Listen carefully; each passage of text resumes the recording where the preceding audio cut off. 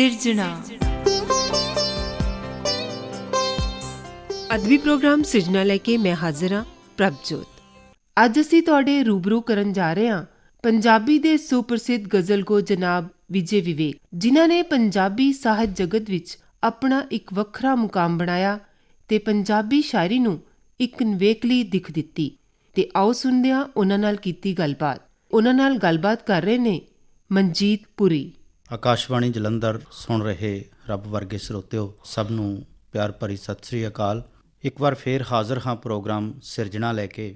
ਅੱਜ ਦੇ ਇਸ ਪ੍ਰੋਗਰਾਮ ਦੇ ਵਿੱਚ ਅਸੀਂ ਗੱਲਬਾਤ ਕਰਾਂਗੇ ਪੰਜਾਬੀ ਸ਼ਾਇਰੀ ਦਾ ਮਾਣ, ਪੰਜਾਬੀ ਗਜ਼ਲ ਦੇ ਖੇਤਰ ਦਾ ਵੱਡਾ ਨਾਮ ਵਿਜੇ ਵਿਵੇਕ ਹੋਰਾਂ ਜੀ ਨਾਲ।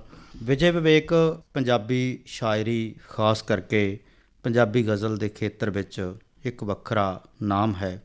ਵਿਜੇ ਨੇ ਪੰਜਾਬੀ ਗਜ਼ਲ ਨੂੰ ਵਿਸ਼ੇ ਅਤੇ ਤਕਨੀਕ ਦੋਹਾਂ ਪੱਖਾਂ ਤੋਂ ਨਵਾਂ ਮੁਹਾਂਦਰਾ ਦਿੱਤਾ ਹੈ। ਵਿਜੇ ਸੂਖਮਤਾ ਦਾ ਸ਼ਾਇਰ ਹੈ। ਚੀਜ਼ਾਂ ਤੇ ਵਰਤਾਰਿਆਂ ਨੂੰ ਵੇਖਣ, ਸਮਝਣ ਤੇ ਜਾਣਨ ਲਈ ਉਸ ਕੋਲ ਇੱਕ ਵੱਖਰੀ ਅੰਤਰਮੁਖੀ ਚਿੰਤਨੀ ਦ੍ਰਿਸ਼ਟੀ ਹੈ।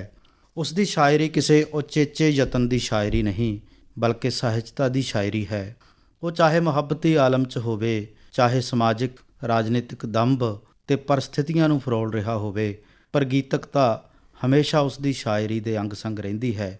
ਵਿਜੇ ਗਜ਼ਲ ਦੇ ਸ਼ੇਰਾਂ ਵਿੱਚ ਤਣਾਅ ਤੇ ਵਿਰੋਧਾਭਾਸੀ ਪੈਰਾਡਾਕਸ ਸਿਰਜਣ ਦਾ ਮਾਹਰ ਹੈ। ਉਸ ਦੀ ਗਜ਼ਲ ਵਿੱਚ ਰੰਗਾਂ ਦੇ ਬੇਹੱਦ ਸ਼ੇਡਸ ਹਨ। ਇਹਨਾਂ ਰੰਗਾਂ ਦਾ ਕੰਟਰਾਸਟ ਹੈ। ਉਸ ਦੀ ਸ਼ਾਇਰੀ ਦੇ ਵਿਰੋਧਾਭਾਸੀ ਪੈਰਾਡਾਕਸ ਉਸ ਦੀ ਸ਼ਾਇਰੀ ਵਿੱਚ ਖੂਬਸੂਰਤ ਪੋਇਟਿਕ ਕੰਟਰਾਸਟ ਸਿਰਜਦੇ ਹਨ। ਅੱਜ ਸਾਡੇ ਨਾਲ ਸਟੂਡੀਓ ਦੇ ਵਿੱਚ ਮੌਜੂਦ ਹਨ ਪੰਜਾਬੀ ਸ਼ਾਇਰੀ ਦੇ ਇਹ ਖੂਬਸੂਰਤ ਸ਼ਾਇਰ ਵਿਜੇ ਵਿਵੇਕ। ਤੋਂ ਸਭ ਤੋਂ ਪਹਿਲਾਂ ਵਿਜੇ ਵਿਵੇਕ ਹੋਣਾ ਨੂੰ ਆਕਾਸ਼ਵਾਣੀ ਜਲੰਧਰ ਦੇ ਸਟੂਡੀਓ ਦੇ ਵਿੱਚ ਜੀ ਆਇਆਂ ਨੂੰ ਜੀ। ਵਿਜੇ, ਥੈਂਕ ਯੂ, ਸ਼ੁਕਰੀਆ ਜੀ, ਸ਼ੁਕਰੀਆ ਮਨਜੀਤ ਜੀ। ਵਿਜੇ ਜੀ, ਉਹ ਕਿਹੜਾ ਵੇਲਾ ਸੀ, ਉਹ ਸਮਾਂ ਕਦੋਂ ਆਇਆ ਜਦੋਂ ਕਿ ਜਿਉਂ ਵਿਜੇ ਵਿਵੇਕ ਹੋਰਾਂ ਨੂੰ ਇਹ ਲੱਗਿਆ ਕਿ ਉਹਨਾਂ ਦੇ ਅੰਦਰ ਕੋਈ ਸ਼ਾਇਰੀ ਵਰਗੀ ਚੀਜ਼ ਪਨਪ ਰਹੀ ਆ ਜਿਹਨੂੰ ਕਾਗਜ਼ਾਂ ਤੇ ਉਤਾਰਿਆ ਜਾ ਸਕਦਾ? ਮਨਜੀਤ ਜੀ, ਪਹਿਲੀ ਜੋ ਕਵਿਤਾ, ਜੋ ਗਜ਼ਲ ਸੀ, ਮੈਂ ਲਗਭਗ 18-19 ਸਾਲ ਦੀ ਉਮਰ ਦੇ ਵਿੱਚ ਲਿਖੀ।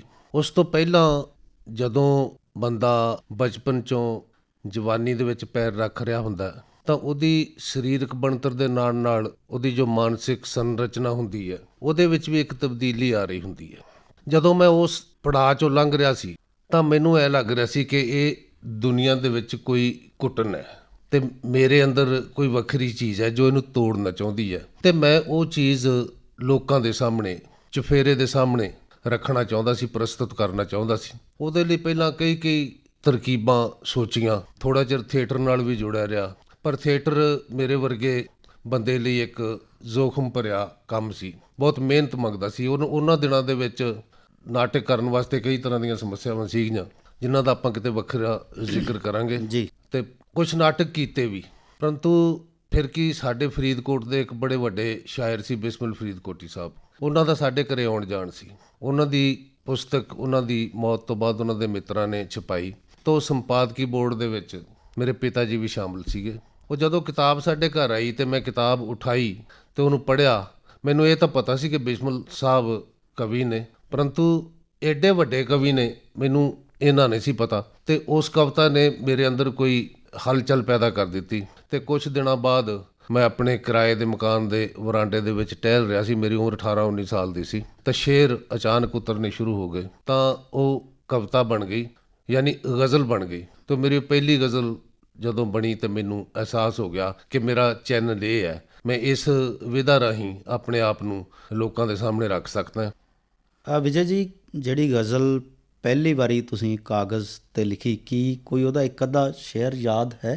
ਹਾਂ, ਮੈਂ ਕਾਗਜ਼ 'ਤੇ ਪਰ ਕਦੇ ਨਹੀਂ ਲਿਖਿਆ, ਮੇਰੇ ਮਾਈਂਡ 'ਚ ਹੁੰਦੇ ਸਾਰੇ ਸ਼ੇਰ। ਵਾਹ, ਇਹ ਆਪਣੇ ਆਪ 'ਚ ਇੱਕ ਕਮਾਲ ਆ। ਫਿਰ ਵੀ ਮੈਂ ਉਹਦੇ ਇੱਕ ਦੋ ਸ਼ੇਰ ਸੁਣਨਾ। ਉਹ ਸੀ ਕਿ ਜ਼ਰਾ ਨਜ਼ਰਾਂ ਮਿਲਾ ਕੇ ਫਿਰ ਝੁਕਾ ਕੇ ਲੰਘ ਜਾਂਦੇ ਨੇ, ਬੁਝੇ ਭਾਂਬੜ ਦੁਬਾਰਾ ਫਿਰ ਮਚਾ ਕੇ ਲੰਘ ਜਾਂਦੇ ਨੇ। ਵਾਹ ਵਾਹ। ਉਹਨਾਂ ਦੀ ਹਰ ਅਦਾ ਆਫਤ ਹੈ, ਹਰ ਨਖਰਾ ਕਿਆਮਤ ਹੈ, ਵਾਹ ਜੀ। ਉਹ ਖੁਦ ਆਤਿਸ਼ ਨੇ ਮੇਰਾ ਦਿਲ ਜਲਾ ਕੇ ਲੰਘ ਜਾਂਦੇ ਨੇ। ਇਸ ਤਰ੍ਹਾਂ ਦੇ ਸ਼ੇਰ ਸੀ, 5-6 ਸ਼ੇਰ ਸੀਗੇ ਇਸ ਗਜ਼ਲ ਦੇ। ਤਾਂ ਜਾਨੀ ਵਿਜੇ ਬਿਸਮਿਲ ਫਰੀਦਕੋਟੀ ਪੰਜਾਬੀ ਦੇ ਵੱਡੇ ਸ਼ਾਇਰ ਸੀ, ਉਹਨਾਂ ਨੂੰ ਪੜ੍ਹਦਿਆਂ ਕਿਤੇ ਨਾ ਕਿਤੇ ਵਿਜੇ ਦੇ ਅੰਦਰ ਗਜ਼ਲ ਵਰਗੀ ਸਿਨਫ ਨੇ ਜਨਮ ਲਿਆ। ਤਾਂ ਵਿਜੇ ਜੀ, ਮੇਰਾ ਅਗਲਾ ਸਵਾਲ ਵੀ ਇਹੀ ਹੈ ਕਿ ਗਜ਼ਲ ਨੂੰ ਪੰਜਾਬੀ ਸ਼ਾਇਰੀ ਦੇ ਵਿੱਚ ਇੱਕ ਬੜੀ ਔਖੀ ਵਿਧਾ ਮੰਨਿਆ ਜਾਂਦਾ, ਔਖਾ ਜਾਨਰ ਮੰਨਿਆ ਜਾਂਦਾ। ਇਹਦਾ ਇੱਕ ਸਾਨੂੰ ਇਹ ਵੀ ਦੇਖਣ ਨੂੰ ਮਿਲਦਾ ਸ਼ਾਇਰੀ ਦੇ ਖੇਤਰ ਵਿੱਚ ਕਿ ਇਹਨੂੰ ਬਕਾਇਦਾ ਇਹਦੀ ਸਿੱਖਿਆ ਦੇ ਲਈ ਸਾਡੇ ਕੋਲ ਪੰਜਾਬੀ ਦੇ ਸਾਹਿਤ ਦੇ ਖੇਤਰ 'ਚ ਬੜੇ ਗਜ਼ਲ ਸਕੂਲ ਵੀ ਚੱਲਦੇ ਰਹੇ। ਤਾਂ ਮੇਰਾ ਤੁਹਾਨੂੰ ਸਵਾਲ ਇਹ ਆ ਕਿ ਕੀ ਤੁਸੀਂ ਇਸ ਸਿਨਫ ਨੂੰ ਸਿੱਖਣ ਵਾਸਤੇ ਕੋਈ ਸੁਚੇਤ ਪੱਧਰ ਦਾ ਯਤਨ ਵੀ ਕੀਤਾ ਜਾਂ ਇਹ ਅਚੇਤ ਰੂਪ 'ਚ ਸਭ ਕੁਝ ਵਾਪਰਿਆ? ਨਹੀਂ, ਮੇਰੇ ਜੋ ਯਤਨ ਸੀਗੇ ਉਹ ਬੜੇ ਸਹਿਜ ਰੂਪ 'ਚ ਸੀਗੇ। ਮੈਂ ਪਤਾ ਨਹੀਂ ਵੀ ਕਈ ਸਵਾਲਾਂ ਦੇ ਜਵਾਬ ਬਿਲਕੁਲ ਸਪਸ਼ਟ ਨਹੀਂ ਹੁੰਦੇ। ਮੈਂ ਪਤਾ ਨਹੀਂ ਕਿ ਮੈਨੂੰ ਗਜ਼ਲ ਵੈਸੇ ਹੀ ਚੰਗੀ ਲੱਗਦੀ ਸੀ, ਔਰ ਮੈਂ 16-17 ਸਾਲ ਦੀ ਉਮਰ ਦੇ ਵਿੱਚ ਹੀ ਰੇਡੀਓ ਤੋਂ, ਜੋ ਗਜ਼ਲਾਂ ਦੇ ਪਾਕਿਸਤਾਨ ਰੇਡੀਓ ਤੋਂ ਜਾਂ ਆਲ ਇੰਡੀਆ ਰੇਡੀਓ ਤੋਂ ਜੋ ਵੀ ਪ੍ਰੋਗਰਾਮ ਆਉਂਦੇ ਸੀ, ਮੈਂ ਉਹ ਸਪੈਸ਼ਲ ਸੁਣਦਾ ਰਹਿੰਦਾ ਸੀ, ਜਿਨ੍ਹਾਂ 'ਚ ਮਹਿਦੀ ਹਸਨ, ਬੇਗਮ ਅਖਤਰ, ਫਰੀਦਾ ਖਾਨਮ, ਉਸ ਤੋਂ ਬਾਅਦ ਫਿਰ ਗੁਲਾਮ ਅਲੀ ਸਾਹਿਬ ਜਾਂ ਜਗਜੀਤ ਸਿੰਘ ਆਏ। ਤਾਂ ਉੱਥੇ ਮੇਰੇ ਅੰਦਰ ਇੱਕ ਪੈਟਰਨ ਬਣਨਾ ਸ਼ੁਰੂ ਹੋ ਗਿਆ। ਬਿਸਮਿਲ ਸਾਹਿਬ ਆਪ ਬਹੁਤ ਵਧੀਆ ਗਜ਼ਲਕਾਰ ਸੀਗੇ। ਬਿਲਕੁਲ। ਹੋਰ ਗਜ਼ਲਕਾਰਾਂ ਨਾਲ ਵਾਹ ਪਿਆ, ਮੈਂ ਚੰਗੇ ਸ਼ਾਇਰਾਂ ਨੂੰ ਪੜ੍ਹਿਆ, ਅਤੇ ਮੈਂ ਸੁਚੇਤ ਰੂਪ ਦੇ ਵਿੱਚ ਮਤਲਬ ਇਸ ਤਰ੍ਹਾਂ ਦੀ ਸਿੱਖਿਆ ਹਾਸਲ ਨਹੀਂ ਕੀਤੀ, ਤਾਂ ਵੀ ਮੇਰੇ ਅੰਦਰ ਇੱਕ ਪੈਟਰਨ ਬਣ ਗਿਆ ਕਿ ਜੋ ਮੇਰੀ ਪਹਿਲੀ ਗਜ਼ਲ ਵੀ ਪੂਰੇ ਬਹਿਰ ਦੇ ਵਿੱਚ ਸੀਗੀ। ਔਰ ਉਹ ਸੁਚੇਤ ਯਤਨ ਨਾ ਹੋਣ ਦੇ ਬਾਵਜੂਦ ਵੀ ਮੈਂ ਇਹ ਗੱਲ ਜ਼ਰੂਰ ਕਹੂੰਗਾ ਕਿ ਬਹਿਰ ਤੋਂ ਬਿਨਾਂ ਜਿਹੜੀ ਗਜ਼ਲ ਹੈ ਉਹ ਸੰਭਵ ਨਹੀਂ ਹੈ। ਔਰ ਕਈ ਵਾਰੀ ਮੇਰੇ ਹੀ ਸ਼ੇਰਾਂ ਨੂੰ, ਜਿਵੇਂ ਇੱਕ ਸ਼ੇਰ ਹੈ ਕਿ ਬਹਿਰ ਦੇ ਪਿੰਜਰੇ ਅੰਦਰ ਫੜ ਪਾਵਾਂ ਪੰਛੀ, ਸ਼ਾਇਰ ਹੋ ਕੇ ਸ਼ਬਦਾਂ ਦੇ ਪਰ ਨੋਚ ਰਿਹਾ ਹਾਂ। ਬਿਲਕੁਲ, ਤੁਹਾਡੇ ਸ਼ੇਰਾਂ ਦੇ ਨਾਲ ਨਾਲ ਪੰਜਾਬੀ ਗਜ਼ਲ ਦੇ ਹੋਰ ਸ਼ਾਇਰ ਵੀ ਨੇ, ਜਿਵੇਂ ਪਾਤਰ ਸਾਹਿਬ ਨੇ। ਉਹ ਕਹਿੰਦੇ ਨੇ ਕਿ ਜੀ ਉਹ ਅਸਾਂ ਤਾਂ ਡੁੱਬ ਕੇ ਖੂਨ ਵਿੱਚ ਲਿਖੀ ਹੈ ਗਜ਼ਲ, ਉਹ ਹੋਰ ਹੋਣਗੇ ਲਿਖਦੇ ਨੇ ਜਿਹੜੇ ਬਹਿਰ ਅੰਦਰ, ਹੈ ਨਾ। ਤਾਂ ਮੇਰਾ ਸਵਾਲ ਵੀ ਵੈਸੇ ਮੈਂ ਇਹ ਕਰਨਾ ਹੀ ਸੀ ਤੁਹਾਨੂੰ ਕਿ ਕਈ ਵਾਰੀ ਇਹਨਾਂ ਸ਼ੇਰਾਂ ਦੀ ਵਿਆਖਿਆ ਖਾਸ ਕਰਕੇ ਸਾਡੇ ਜਿਹੜੇ ਨਵੇਂ ਲਿਖਣ ਵਾਲੇ ਸ਼ਾਇਰ ਨੇ ਉਹ ਇਸ ਢੰਗ ਨਾਲ ਕਰ ਲੈਂਦੇ ਆ ਕਿ ਬਹਿਰ ਆ ਜਿਹੜੀ ਉਹ ਗਜ਼ਲ ਲਈ ਕੋਈ ਬਹੁਤੀ ਵੱਡੀ ਚੀਜ਼ ਨਹੀਂ ਅਤੇ ਬਹੁਤੀ ਜ਼ਰੂਰੀ ਨਹੀਂ ਨਾ। ਤੁਹਾਡੇ ਲਈ ਇਹ ਪ੍ਰਥਮ ਚੀਜ਼ ਕੀ ਆ, ਸੈਕੰਡਰੀ ਚੀਜ਼ ਕੀ ਹੈ? ਨਹੀਂ, ਇਹ ਮਤਲਬ ਗੱਲ ਇਹ ਹੈ ਕਿ ਬਹਿਰ ਤੋਂ ਬਿਨਾਂ ਗਜ਼ਲ ਦੀ ਜਿਹੜੀ ਸਿਨਫ ਹੈ ਉਹ ਨਹੀਂ ਸੰਭਵ। ਬਟ ਜਿਹੜਾ ਬਹਿਰ ਹੈ, ਦੋ ਤਰ੍ਹਾਂ ਕਰ ਲਈ ਕਿ ਇਹਦੇ 'ਚ ਇੱਕ ਸਕੂਲ ਪੈਦਾ ਹੋ ਗਏ, ਤਾਂ ਸਕੂਲਾਂ ਨੇ ਬਹਿਰ ਨੂੰ ਪ੍ਰਥਮ ਬਣਾ ਦਿੱਤਾ। ਤਾਂ ਜਿਹੜੇ ਨਵੇਂ ਗਜ਼ਲਕਾਰ ਸੀ ਉਹਨਾਂ ਨੇ ਬਹਿਰ ਨੂੰ ਰੱਖ ਕੇ ਪਹਿਲਾਂ ਸਾਹਮਣੇ, ਤਾਂ ਉਹਦੇ ਵਿੱਚ ਜੋ ਸ਼ਬਦ ਫਿੱਟ ਕਰਨੇ ਸ਼ੁਰੂ ਕਰ ਦਿੱਤੇ, ਜਿਹੜਾ ਗਜ਼ਲ ਦਾ ਬੜਾ ਵੱਡਾ ਨੁਕਸਾਨ ਹੋਇਆ ਤੇ ਗਜ਼ਲ ਦਾ ਬੜਾ ਵਿਰੋਧ ਵੀ ਹੋਇਆ। ਇੱਕ ਤਕਨੀਕੀ ਜੀ ਕਿਸਮ ਦੀ ਗਜ਼ਲ ਬਿਲਕੁਲ ਆਈ ਬਹੁਤ ਵੱਡੀ ਮਾਤਰਾ 'ਚ। ਹਾਂ, ਮਤਲਬ ਕਹਿਣ ਦਾ ਮਤਲਬ ਇਹ ਨਹੀਂ। ਹੁਣ ਪਾਤਰ ਸਾਹਿਬ ਦਾ ਵੀ ਉਹ ਸ਼ੇਰ ਤੇ ਮੇਰੇ ਵੀ ਜਿੰਨੇ ਬਹਿਰ ਦੇ ਸੰਬੰਧ ਵਿੱਚ ਇੱਕ ਹੋਰ ਸ਼ੇਰ ਹੈ, ਨਦੀ ਵੀ ਕੀ ਹੈ ਜੋ ਵਗਣ ਵੇਲੇ ਖਿਆਲ ਰੱਖਦੀ ਹੈ ਕੰਢਿਆਂ ਦਾ, ਉਹ ਕਵੀ ਵੀ ਕੀ ਹੈ ਜੋ ਬਹਿਰ ਦੀ ਹੀ ਮਸੰਦਗੀ ਦੇ ਅਧੀਨ ਹੋਵੇ, ਜਿਹੜੀ ਬਹਿਰ ਦੇ ਅੰਡਰ ਨਾ ਹੋਵੇ, ਬਹਿਰ ਵਿੱਚ ਬੱਝਿਆ ਨਾ ਹੋਵੇ। ਉਹ ਬਹਿਰ ਉਹਦੇ ਹੱਥਾਂ 'ਚ ਖੇਡੇ, ਉਹ ਬਹਿਰ ਦੇ ਹੱਥਾਂ 'ਚ ਨਾ ਖੇਡੇ। ਸਾਡੇ ਕਹਿਣ ਦਾ ਭਾਵ ਪਾਤਰ ਸਾਹਿਬ ਦਾ ਵੀ ਤੇ ਮੇਰਾ ਵੀ ਜੋ ਇਸ ਤਰ੍ਹਾਂ ਦੇ ਸ਼ੇਰ ਇਹ ਆ। ਵਿਜੇ ਜੀ, ਇੱਕ ਸਵਾਲ ਇਹ ਵੀ ਆ ਕਿ ਇੱਕ ਸ਼ਾਇਰ ਜਦੋਂ ਪ੍ਰਸਿੱਧ ਹੋ ਜਾਂਦਾ, ਲੋਕ ਉਸ ਨੂੰ ਜਾਣਨ ਲੱਗ ਪੈਂਦੇ ਆ, ਉਸ ਦੀ ਸ਼ਾਇਰੀ ਦੀ ਉਡੀਕ ਕਰਦੇ ਹਨ। ਤੁਹਾਡੀ ਵੀ ਮੈਂ ਦੇਖ ਰਿਹਾ ਕਿ ਤੁਹਾਡੀ ਪਹਿਲੀ ਕਿਤਾਬ 1999 ਦੇ ਵਿੱਚ ਛਪੀ ਸੀ, ਚੱਪਕ ਪੂਰਬ। 20-22 ਸਾਲ ਦੇ ਵਕਫੇ ਤੋਂ ਬਾਅਦ ਤੁਹਾਡੀ ਦੂਸਰੀ ਕਿਤਾਬ ਆਈ ਹੈ, ਛਿਣ ਭੰਗਰ ਵੀ, ਕਾਲਾ ਤੀਤ ਵੀ। ਉਹ ਬੜੀ ਬੇਸਬਰੀ ਨਾਲ ਉਡੀਕੀ ਜਾ ਰਹੀ ਸੀ ਪੰਜਾਬੀ ਪਾਠਕਾਂ ਵੱਲੋਂ। ਹਾਂਜੀ। ਤਾਂ ਜਦੋਂ ਪਾਠਕ ਇਸ ਤਰ੍ਹਾਂ ਸ਼ਾਇਰਾਂ ਨੂੰ ਦੇਖਦੇ ਨੇ, ਪੜ੍ਹਦੇ ਨੇ, ਉਹਨਾਂ ਨੂੰ ਮਿਲਣਾ ਚਾਹੁੰਦੇ ਨੇ, ਤਾਂ ਸ਼ਾਇਰ ਉਹਨਾਂ ਲਈ ਇੱਕ ਨਾਇਕ ਵੀ ਹੋ ਜਾਂਦਾ। ਤਾਂ ਕੀ ਇਸ ਸਥਿਤੀ ਦੇ ਵਿੱਚ ਸ਼ਾਇਰ ਦੀ ਸਮਾਜਿਕ ਜ਼ਿੰਮੇਵਾਰੀ ਵੀ ਕੋਈ ਬਣਦੀ ਆ? ਮੈਂ ਹਮੇਸ਼ਾ ਮਤਲਬ ਸ਼ਾਇਰ ਨੂੰ ਇੱਕ ਮਾਧਿਅਮ ਦੇ ਤੌਰ 'ਤੇ ਲਿਆ ਜੀ, ਵੀ ਸ਼ਾਇਰ ਇੱਕ ਮਾਧਿਅਮ ਹੈ, ਔਰ ਕਵਿਤਾ ਆਪਣੀ ਤੇ ਸ਼ਾਇਰ ਦੀ ਜਿਹੜੀ ਸਿਰਜਣਾ ਉਹ ਇਕੱਠਿਆਂ ਮਤਲਬ ਕਰ ਰਹੀ ਹੁੰਦੀ ਆ।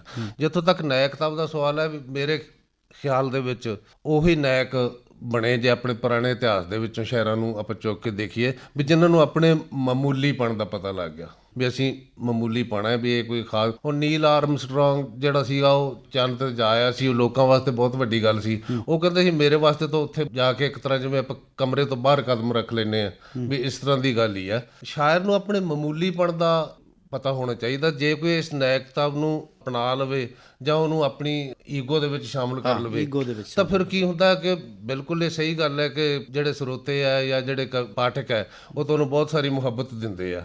ਉਹ ਕਈ ਵਾਰੀ ਤੁਹਾਡੀ ਈਗੋ, ਤੁਹਾਡਾ ਇੱਕ ਇਮੇਜ ਬਣਾ ਦਿੰਦੀ ਹੈ ਜਿਹੜਾ ਤੁਹਾਡੇ ਅਸਲੀਅਤ ਨਾਲੋਂ ਵੱਡਾ ਹੋ ਜਾਂਦਾ। ਉਹ ਫਿਰ ਉਸ ਇਮੇਜ ਸਾਨੂੰ ਪਿਆਰਾ ਹੋ ਜਾਂਦਾ ਕਿਉਂਕਿ ਬਹੁਤ ਵੱਡਾ ਲੋਕ ਉਸ ਇਮੇਜ ਦੇ ਨਾਲ ਪਿਆਰ ਕਰਦੇ ਆ। ਅਤੇ ਉਹ ਫਿਰ ਅਸੀਂ ਬੇਸ਼ੱਕ ਕਵਿਤਾ, ਕਿਉਂਕਿ ਮੈਂ ਮਾਧਿਅਮ ਕਹਿੰਦਾ, ਕਵੀ ਇੱਕ ਮਾਧਿਅਮ ਹੈ। ਫਿਰ ਜਦੋਂ ਮੈਨੂੰ ਇਹ ਲੱਗਦਾ ਕਿ ਮੇਰਾ ਇਹ ਇਮੇਜ ਬਣ ਚੁੱਕਿਆ ਹੈ, ਮੇਰਾ ਇਹ ਅਕਸ ਬਣ ਚੁੱਕਿਆ ਤੇ ਮੈਂ ਇਸ ਅਕਸ ਨੂੰ ਬਰਕਰਾਰ ਰੱਖਣਾ, ਮੈਨੂੰ ਮੇਰੇ ਨਾਲੋਂ ਵੱਡਾ ਹੋ ਗਿਆ, ਮੇਰੇ ਨਾਲੋਂ ਪਿਆਰਾ ਹੋ ਗਿਆ, ਤਾਂ ਮੈਂ ਉਹ ਕਰਨ ਵਾਸਤੇ ਕਵਿਤਾ ਦੀ ਜੋ ਸਿਰਜਣਾਤਮਕ ਪਲ ਹੈ ਉਹਨਾਂ ਵਿੱਚ ਆਪਣੀ ਬੌਧਿਕ ਦਖਲਅੰਦਾਜ਼ੀ ਸ਼ੁਰੂ ਕਰ ਦੂੰ। ਮੈਂ ਪਾਠਕਾਂ ਦੇ ਮਿਆਰ ਤੇ ਜਾ ਕੇ ਲਿਖਣ ਦੀ ਕੋਸ਼ਿਸ਼ ਕਰੂੰਗਾ, ਜਦ ਕਿ ਸ਼ਾਇਰ ਦਾ ਫਰਜ਼ ਇਹ ਹੈ ਕਿ ਉਹ ਪਾਠਕਾਂ ਨੂੰ ਚੁੱਕ ਕੇ ਆਪਣੇ ਲੈਵਲ ਤੇ ਲੈ ਕੇ ਜਾਵੇ। ਇਸ ਤਰ੍ਹਾਂ ਦਾ। ਤੇ ਬਾਕੀ ਜਿੱਥੋਂ ਤੱਕ ਸਮਾਜਿਕ ਜ਼ਿੰਮੇਵਾਰੀ ਦੀ ਗੱਲ ਹੈ, ਕਵਿਤਾ ਲਿਖਣੀ ਆਪਣੇ ਆਪ 'ਚ ਹੀ ਇੱਕ ਮੁੱਲ ਕੇ ਸਮਾਜਿਕ ਜ਼ਿੰਮੇਵਾਰੀ ਹੈ, ਇੱਕ ਮਾਨਵਵਾਦੀ ਵਰਤਾਰਾ ਹੈ। ਕਵਿਤਾ ਟਰਾਂਸਫੋਰਮੇਸ਼ਨ ਕਰਦੀ ਹੈ ਬੰਦੇ ਦੀ, ਜੇ ਉਹ ਰੀਅਲ ਕਵਿਤਾ ਹੈ। ਔਰ ਜਿਹੜੀ ਬੌਧਿਕ ਦਖਲਅੰਦਾਜ਼ੀ ਨਾਲ ਵੀ ਲਿਖੀ ਜਾਂਦੀ ਹੈ ਕਵਿਤਾ, ਮੈਂ ਉਹਦੀ ਸਾਰਥਕਤਾ ਤੋਂ ਮੁਨਕਰ ਨਹੀਂ। ਆਮ ਲਹਿਰਾਂ ਦਾ ਪ੍ਰਚਾਰ ਕਰਨ ਵਾਸਤੇ ਜਾਂ ਹੋਰ ਕਿਸੇ ਖਾਸ ਵਿਚਾਰਧਾਰਾ ਦਾ ਪ੍ਰਚਾਰ ਕਰਨ ਵਾਸਤੇ ਕਵਿਤਾ ਲਿਖੀ ਗਈ ਹੈ, ਉਹਦੀ ਸਾਰਥਕਤਾ ਆਪਣੀ ਥਾਂ ਤੇ ਹੈ। ਇਉਂ ਤਾਂ ਮਤਲਬ ਯਾਨੀ ਕਿ ਪੁਰਾਣੇ ਜ਼ਮਾਨਿਆਂ ਦੇ ਵਿੱਚ ਜਿਹੜੇ ਵੈਦ ਸੀ, ਉਹ ਆਪਣੇ ਜਿਹੜੇ ਨੁਸਖੇ ਸੀ ਉਹ ਵੀ ਤੁਕਬੰਦੀ ਦੇ ਵਿੱਚ ਲਿਖ ਦਿੰਦੇ ਸੀ, ਕਿਉਂਕਿ ਉਹ ਉਹਨਾਂ ਦੇ ਸ਼ਾਗਿਰਦਾਂ ਨੂੰ ਜਾਂ ਆਮ ਲੋਕਾਂ ਨੂੰ ਜਲਦੀ ਯਾਦ ਹੋ ਜਾਣ, ਪਰ ਉਹਨੂੰ ਕਵਿਤਾ ਨਹੀਂ ਕਿਹਾ ਜਾ ਸਕਦਾ। ਮੈਂ ਤਾਂ ਕਦੇ ਮਤਲਬ ਇਸ ਤਰ੍ਹਾਂ ਦਾ ਕੀਤਾ ਵੀ ਨਹੀਂ ਕਿ ਕਦੇ ਵੀ ਕਿਸੇ ਵਿਚਾਰ ਨੂੰ ਪ੍ਰੋੜਤਾ ਦੇਣ ਵਾਸਤੇ ਕਵਿਤਾ ਲਿਖੀ ਹੋਵੇ ਜਾਂ ਕਿਸੇ ਲਹਿਰ ਦੇ ਹੱਕ ਵਿੱਚ। ਮੈਨੂੰ ਇਹ ਨਹੀਂ ਪਤਾ ਮੇਰੀ ਕਵਿਤਾ ਕਿਹਦੇ ਹੱਕ 'ਚ ਭੁਗਤਦੀ ਹੈ, ਕਿਹਦੇ ਵਿਰੋਧ 'ਚ ਜਾਂਦੀ ਹੈ, ਪਰੰਤੂ ਮੈਨੂੰ ਇੰਨਾ ਪਤਾ ਹੈ ਵੀ ਇਹ ਜਾਂਦੀ। ਅਦਰਵਾਈਜ਼ ਮਤਲਬ ਸਰੋਤੇ ਉਹ ਇਸ ਤਰ੍ਹਾਂ ਦਾ ਕਵਿਤਾ ਨੂੰ ਪਿਆਰ ਸਰੋਤੇ ਜਾਂ ਪਾਠਕ ਨਹੀਂ ਦਿੰਦੇ, ਤੇ ਉਹਨਾਂ ਨੂੰ ਲੱਗ ਰਿਹਾ ਤੇ ਮੈਨੂੰ ਵੀ ਲੱਗ ਰਿਹਾ ਕਿ ਉਹਨਾਂ ਦੇ ਅੰਦਰ ਵੀ ਕੋਈ ਤਬਦੀਲੀ ਹੋ ਰਹੀ ਹੈ। ਔਰ ਮੇਰੇ ਸ਼ਾਇਰ ਦੇ ਅੰਦਰ ਤਾਂ ਜਦੋਂ ਕਵਿਤਾ ਉਹਦੇ ਅੰਦਰ ਦੀ ਲੰਘਦੀ ਹੈ ਤਾਂ ਉਦੋਂ ਹੀ ਉਹ ਇੱਕ ਟਰਾਂਸਫੋਰਮੇਸ਼ਨ ਕਰ ਹੀ ਦਿੰਦੀ ਹੈ, ਤੇ ਇਹ ਸਮਾਜਿਕ ਜ਼ਿੰਮੇਵਾਰੀ ਵੀ ਹੈ। ਬਿਲਕੁਲ। ਵਿਜੇ ਜੀ, ਇੱਕ ਸਵਾਲ ਹੋਰ ਆ ਕਿ ਜਿਨ੍ਹਾਂ ਵੇਲਿਆਂ ਦੇ ਵਿੱਚ ਵਿਜੇ ਵਿਵੇਕ ਸ਼ਾਇਰੀ ਨਹੀਂ ਕਰ ਰਿਹਾ ਹੁੰਦਾ, ਉਹਨਾਂ ਵੇਲਿਆਂ ਦੇ ਵਿੱਚ ਵਿਜੇ ਵਿਵੇਕ ਕੀ ਕਰਦਾ? ਵਿਜੇ ਵਿਵੇਕ ਇੱਕ ਸਧਾਰਨ ਮਨੁੱਖ ਹੈ, ਤੇ ਜੋ ਸਧਾਰਨ ਮਨੁੱਖ ਕਰਦੇ ਆ ਉਹ ਕਰਦਾ, ਪਰੰਤੂ ਕਿਤੇ ਨਾ ਕਿਤੇ ਅੰਦਰ ਤੁਹਾਡੀ ਇਨਰ ਕੋਰ ਦੇ ਵਿੱਚ ਕਿਤੇ ਬਹੁਤ ਡੂੰਘੀ ਥਾਂ ਉਹ ਚੀਜ਼ ਮਤਲਬ ਗਤੀਮਾਨ ਰਹਿੰਦੀ ਹੈ। ਇਹ ਨਹੀਂ ਵੀ ਮੈਂ ਜਦੋਂ ਕਿਤੇ ਪਰਿਵਾਰ ਦੇ ਜਾਂ ਸਮਾਜ ਦੇ ਜਾਂ ਹੋਰ ਜੋ ਝਮੇਲਿਆਂ ਦੇ ਵਿੱਚ ਕਿਤੇ ਮੈਂ ਉਲਝਿਆ ਹੁੰਦਾ ਜਾਂ ਕਿਤੇ ਇਸ ਤਰ੍ਹਾਂ ਵਿਚਰ ਰਿਹਾ ਹੁੰਦਾ, ਤਾਂ ਇਹ ਨਹੀਂ ਹੈਗਾ ਕਿ ਮੈਂ ਉਹਨੂੰ ਬਿਲਕੁਲ ਹੀ ਵਿਸਾਰ ਦਿੰਦਾ। ਉਹ ਵਿਸਰਦੀ ਨਹੀਂ, ਉਹ ਇੱਕ ਤੰਦ ਹੈ ਜਿਹਨੇ ਕਵੀ ਨੂੰ ਮਤਲਬ ਯਾਨੀ ਕਿ ਬੰਨ ਕੇ ਰੱਖਿਆ ਹੁੰਦਾ। ਬਿਲਕੁਲ, ਹਾਂ। ਇਹ ਇਸ ਤਰ੍ਹਾਂ ਨਹੀਂ ਕਿ ਸਾਰੇ ਸਮਾਜਿਕ ਵਰਤਾਰਿਆਂ ਦੇ ਵਿੱਚ ਵਿਚਰਨਾ ਪੈਂਦਾ, ਤੁਹਾਨੂੰ ਰੋਟੀ ਕਮਾਉਣੀ ਪੈਂਦੀ ਹੈ, ਤੁਹਾਨੂੰ ਰਿਸ਼ਤੇਦਾਰੀਆਂ 'ਚ ਰਿਸ਼ਤਿਆਂ ਨਾਲ, ਦੋਸਤਾਂ ਮਿੱਤਰਾਂ ਨਾਲ ਨਿਭਣਾ ਪੈਂਦਾ। ਬਿਲਕੁਲ। ਉਹ ਬਿਲਕੁਲ। ਮੈਂ ਅਸਲ 'ਚ ਇਹੀ ਪੁੱਛਣਾ ਚਾਹੁੰਦਾ ਸੀ ਕਿ ਜਿਹੜਾ ਇੱਕ ਸ਼ਾਇਰ ਆ ਉਹ ਤਬੀਅਤ ਪੱਖੋਂ ਵੀ ਸ਼ਾਇਰ ਹੁੰਦਾ ਜਾਂ ਨਹੀਂ ਹੁੰਦਾ ਤੁਹਾਡੇ ਮੁਤਾਬਕ? ਬਿਲਕੁਲ ਹੋਣਾ ਚਾਹੀਦਾ। ਜੇ ਉਹ ਵਾਕਿਆ ਹੀ ਸ਼ਾਇਰ ਹੈ ਤੇ ਆਪਣੇ ਆਪ ਨੂੰ ਉਹਨੇ ਕਵਿਤਾ ਦੇ ਸਨਮੁਖ ਸਮਰਪਣ ਕੀਤਾ ਹੋਇਆ, ਤਾਂ ਫਿਰ ਤਬੀਅਤ ਪੱਖੋਂ ਉਹਦਾ ਸ਼ਾਇਰ ਹੋਣਾ ਬੜਾ ਸੁਭਾਵਿਕ ਹੈ। ਤੇ ਜੇ ਕੋਈ ਮਤਲਬ ਵੈਸੇ ਹੀ ਲੱਗ ਜਾਂਦਾ ਪਤਾ, ਪਾਠਕਾਂ ਨੂੰ ਵੀ ਪਤਾ ਲੱਗ ਜਾਂਦਾ, ਸਰੋਤਿਆਂ ਨੂੰ ਵੀ ਪਤਾ ਲੱਗ ਜਾਂਦਾ, ਉਹਦੇ ਨੇੜੇ ਤੇੜੇ ਜੋ ਯਾਰ ਦੋਸਤ ਵਿਦਵਾਨ ਹੁੰਦੇ ਆ ਉਹਨਾਂ ਨੂੰ ਵੀ ਪਤਾ ਲੱਗ ਜਾਂਦਾ ਵੀ ਇਹ ਬੰਦਾ ਆਪਣੀ ਕਵਿਤਾ ਨਾਲ ਕਿੰਨਾ ਇੱਕਮਿਕ ਹੈ। ਜੇ ਮੈਂ ਕਹਿੰਦਾ ਕੁਝ ਹੋਰ ਹੈ ਤੇ ਮੇਰੇ ਵਰਤਾਰੇ ਕੁਝ ਹੋਰ ਤਰ੍ਹਾਂ ਦੇ ਹੈ, ਉਹਨਾਂ ਦੇ ਵਿੱਚ ਕਿਤੇ ਗੈਪ ਹੈ, ਤਾਂ ਮੇਰਾ ਖਿਆਲ ਹੈ ਵੀ ਉਹ ਜਿਹੜੀ ਮੇਰੀ ਕਵਿਤਾ ਉਹ ਝੂਠ ਹੈ, ਭਾਵੇਂ ਉਹ ਕਿੰਨੀ ਸੁੰਦਰ ਤੇ ਸਜੀ ਹੋਈ ਹੋਵੇ। ਮੈਂ ਇਸ ਤਰ੍ਹਾਂ ਦੀ ਪ੍ਰੈਕਟਿਸ ਹੋ ਸਕਦੀ ਹੈ ਕਿ ਬਹੁਤ ਸਜੇ ਧਜੇ ਜਿਹੜੇ ਮਤਲਬ ਜਿਹੜੀ ਕਿ ਬਹੁਤ ਵਿਚਾਰਾਂ ਨੂੰ ਚੰਗੇ ਢੰਗ ਨਾਲ ਸਜਾ ਕੇ ਚੰਗੇ ਸ਼ਬਦਾਂ ਦੇ ਵਿੱਚ ਪਰੋ ਕੇ ਪੇਸ਼ ਕਰਨਾ, ਪਰ ਮੈਂ ਇਹਨੂੰ ਕਵਿਤਾ ਨਹੀਂ ਮੰਨਦਾ, ਕਿਉਂਕਿ ਮੈਂ ਕਵੀ ਨੂੰ ਇੱਕ ਮਾਧਿਅਮ ਮੰਨਦਾ। ਇਸ ਕਰਕੇ ਕਵੀ ਤਾਂ ਸਮਰਪਣ ਹੀ ਕਰ ਦਿੰਦਾ ਤੇ ਕਵਿਤਾ ਆਪਣੇ ਆਪ ਉਹਦੇ ਵਿੱਚ ਦੀ ਲੰਘ ਕੇ ਟਿਕ ਜਾਂਦੇ ਜਿੱਥੇ ਸ਼ਬਦ, ਤੋਂ ਕਵਿਤਾ ਬਣ ਜਾਂਦੀ ਹੈ। ਜੀ ਵਿਜੇ ਜੀ, ਇੱਕ ਸਵਾਲ ਹੋਰ ਕਿ ਜਿਹੜੀ ਸਾਡੀ ਨਵੀਂ ਪੰਜਾਬੀ ਗਜ਼ਲਕਾਰੀ ਹੈ, ਖਾਸ ਕਰਕੇ ਤੁਸੀਂ ਕਿਉਂਕਿ ਗਜ਼ਲ ਦੇ ਸ਼ਾਇਰ ਹੋ, ਇਸ ਕਰਕੇ ਮੇਰਾ ਇਹ ਸਵਾਲ ਆ ਕਿ ਪਿਛਲੇ ਕੁਝ ਸਮੇਂ ਦੇ ਦੌਰਾਨ ਇੱਕ ਨਵੇਂ ਗਜ਼ਲਕਾਰਾਂ ਦਾ ਇੱਕ ਪੂਰਾ ਪੂਰ ਪੰਜਾਬੀ ਸਾਹਿਤ ਦੇ ਖੇਤਰ ਦੇ ਵਿੱਚ ਪ੍ਰਵੇਸ਼ ਕਰਦਾ ਹੈ ਨਾ। ਜੀ। ਤੇ ਇੱਕ ਤਾਂ ਮੈਂ ਇਹ ਜਾਣਨਾ ਚਾਹੁੰਦਾ ਕਿ ਉਸ ਨਵੇਂ ਗਜ਼ਲ ਦੇ ਪੂਰ ਤੋਂ ਤੁਸੀਂ ਕਿੰਨੇ ਕੁ ਸੰਤੁਸ਼ਟ ਹੋ, ਤੇ ਦੂਸਰੀ ਇਹਦੇ ਨਾਲ ਹੀ ਲੱਗਦੀ ਗੱਲ ਕਿ ਉਸ ਪੂਰੇ ਦੇ ਪੂਰੇ ਨਵੇਂ ਪੂਰ ਲਈ ਤੁਹਾਡੀ ਕੋਈ ਸੰਦੇਸ਼ ਦੇ ਰੂਪ ਦੇ ਵਿੱਚ ਵੀ ਕੋਈ ਗੱਲ ਜੇ ਤੁਸੀਂ ਕਹਿਣੀ ਚਾਹੋ ਤਾਂ ਜ਼ਰੂਰ ਸਾਂਝੀ ਕਰੋ।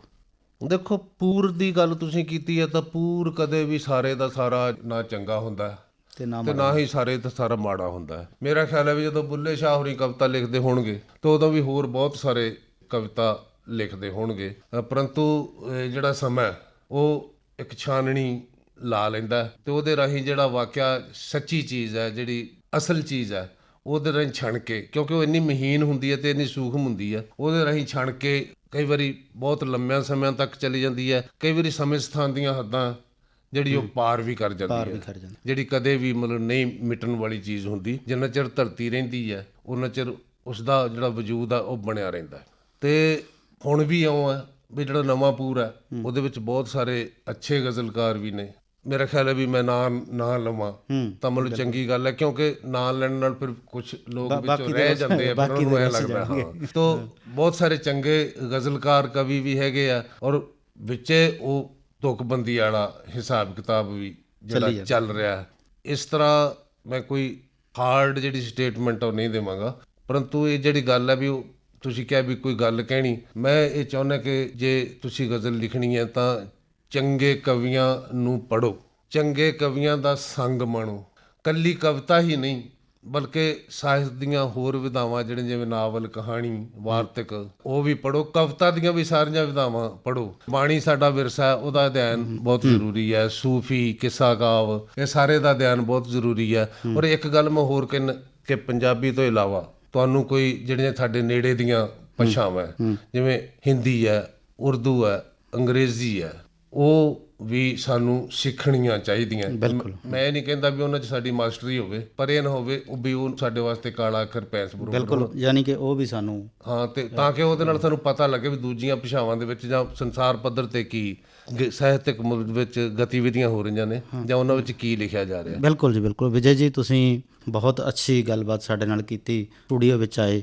ਇੱਕ ਵਾਰ ਫੇਰ ਤੁਹਾਡਾ ਇੱਥੇ ਆਉਣ 'ਤੇ ਬਹੁਤ ਬਹੁਤ ਧੰਨਵਾਦ, ਸ਼ੁਕਰੀਆ ਜੀ, ਮਿਹਰਬਾਨੀ ਜੀ। ਤੁਹਾਡਾ ਵੀ ਬਹੁਤ ਸ਼ੁਕਰੀਆ, ਔਰ ਆਕਾਸ਼ਵਾਣੀ ਜਲੰਧਰ ਦਾ ਵੀ ਬਹੁਤ ਸ਼ੁਕਰੀਆ ਜੀ। Thank you.